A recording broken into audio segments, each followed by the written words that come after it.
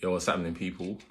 So given the events of what's been going on in America and the UK with regards to the Black Lives Matter movement, I thought I'd do this little video mainly for the sake of my white colleagues, just so they know where I stand around the whole movement.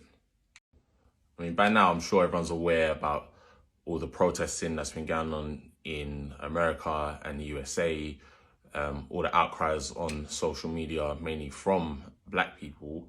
And since I've gone back to work, I've had a couple of my white counterparts talk to me about it and mention how they feel as though they want to help, but don't really know how best to go about it, you know.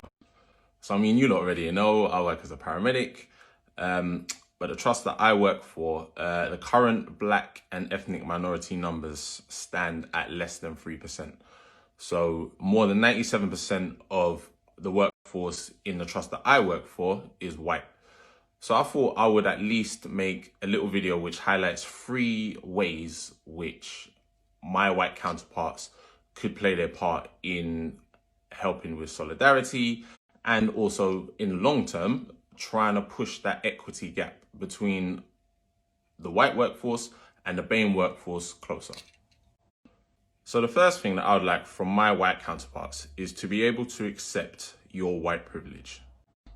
I mean, I would like you personally to try and accept the fact that you in this society are held on a pedestal purely because of the color of your skin.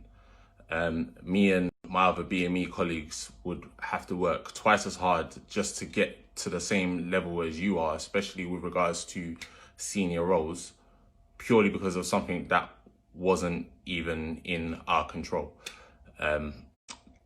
It's seen in society and it's seen in the NHS, and that's just how it's been for years, and that's just how it sits even to this day.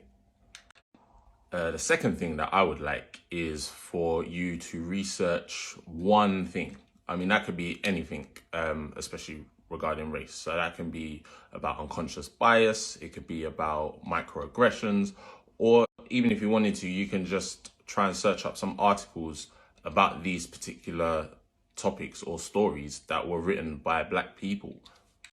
So the third thing that I would want from my white colleagues is for them to know that I'm always open to talking about race and talking about this stuff. I'll probably speak for quite a few Black people when I say that their white counterparts feel as though because they don't know about certain things regarding race, they don't want to talk about it.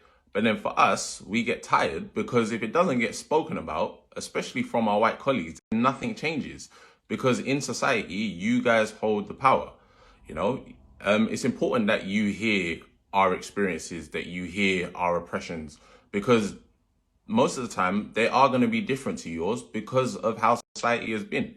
So, I mean, obviously, if I'm on station, like, and I'm not doing anything, come up to me. We can talk about it if you want to.